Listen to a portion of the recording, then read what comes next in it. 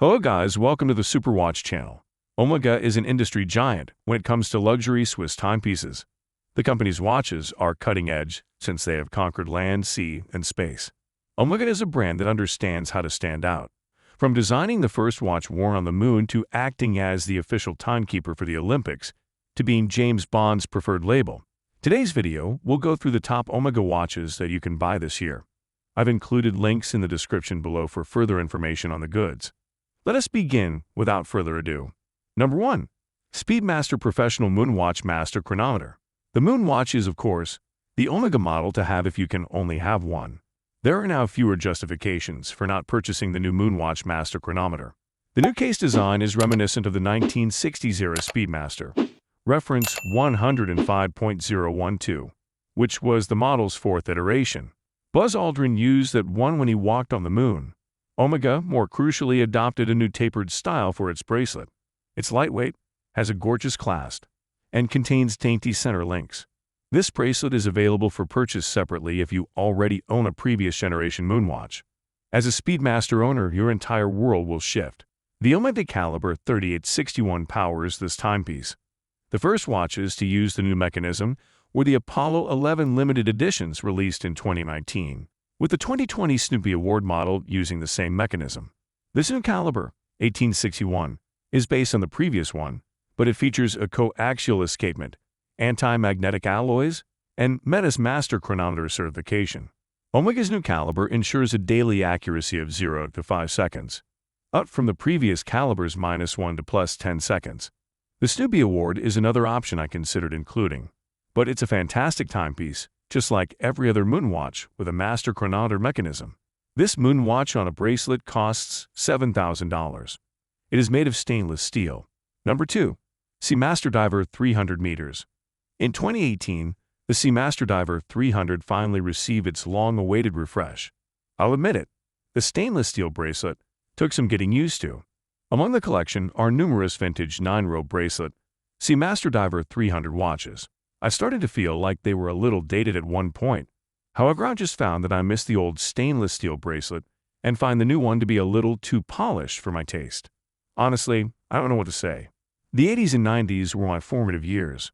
In addition to the increase in diameter, from 41mm to 42mm, other changes included a ceramic bezel and dial and, of course, a new movement design in-house. The 300 was and remains Omega's mainstay model. The earlier version of this watch, however, still used an ETA-based movement that had been upgraded with a coaxial escapement. This Caliber 8800, which can be viewed via the watch's transparent case back, has been officially certified as a master chronometer. With a depth rating of 300 meters, this watch seldom has to be removed from the wrist. The 300M comes in a wide variety of colors, materials, and styles, including chronographs. Then there's the titanium edition made especially for the newest Bond film, No Time to Die. The Diver 300M has a starting price of $5,000. Number 3. Constellation Globemaster. In 2015, Omega debuted the Globemaster. The Globemaster moniker has been around since the 1950s. The brand just reintroduced it. Omega had a problem at the time exporting Constellation watches to the United States. Since this involved the timepiece's name, Omega referred to it as the Globemaster until a solution could be found. What's more, Meta's awarded its first master chronometer designation to the Constellation Globemaster. The set in a gold version of this watch is where I first fell in love with it. The fluted bezel was utilized on the later C model Constellations of the late 1960s, and the Pi-Pan dial is in homage to the original models from the 1950s and 1960s. Number 4. Seamaster PloProf 1200 meters. Omega's PloProf, a diving watch with a retro design from the 1970s, is still available today. The original PloProf was groundbreaking due to its innovative use of a single block of metal to house all of the mechanisms inside. The Seamaster PloProf 600's one-of-a-kind style harkened back to its 1970s heyday, when oddball tool-inspired design was all the rage. Although its looks have remained divisive, the watch serves its purpose as a hardy timepiece designed in collaboration with Comex divers.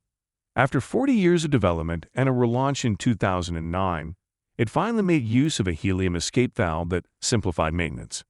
The depth rating has been increased to 1,200 meters from 600 meters.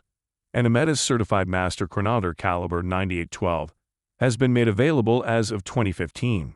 Assembled from a Grade 5 titanium case and clasp, a Grade 2 titanium polished shark-proof mesh band, and a blue ceramic bezel with super luminova markings, this model is a fun, vintage, and robust dive watch. The cost is $12,600. Number 5. Speedmaster Calibre 321. Another item on the list that needs a little introduction is the steel Speedmaster Moonwatch. Inspired by the legendary Ed White model, is equipped with the 321 caliber, which was previously only available in the original titanium Speedmaster. The onyx dial and meteorite subdials of the platinum Speedmaster Professional 42mm Moonwatch are both powered by the same caliber of movement. These Speedmaster watches with caliber 321 are hand-assembled in a dedicated Omega facility in Beale. It's a departure from the factory-style production of their other timepieces. Omega can only produce between 1,000 and 2,000 of these caliber 321 powered timepieces annually due to the company's adherence to time-honored manufacturing methods. Consider that Omega manufactures 750,000 timepieces annually. Therefore, at most, these limited edition Speedmasters account for 0.27% of Omega's output. This timepiece is aimed at watch aficionados who will recognize the value of its hand-wound column wheel mechanism. Not even a master chronometer accreditation or a coaxial escapement. You should look elsewhere if you're after such features in a watch. Its casing measures 39.7 millimeters, making it identical in size to Gene Cernan's final Moonwatch, the Speedmaster 105.003. Since the original designs for the 321 movements and the watch were lost, Omega scanned his watch to gain an accurate measurement of the parts. This Speedmaster Caliber 321 watch has a bracelet that might be the subject of its own post. It's incredible, and it's modeled after the Omega bracelets of the 50s and 60s, which were thin and comfortable to wear. This watch will set you back $16,000, and there will likely be a considerable wait before you can get your hands on it, but it will arrive at some point. So that's it for the best Omega watches of this year. Like, comment, and subscribe to receive the notification of our latest videos.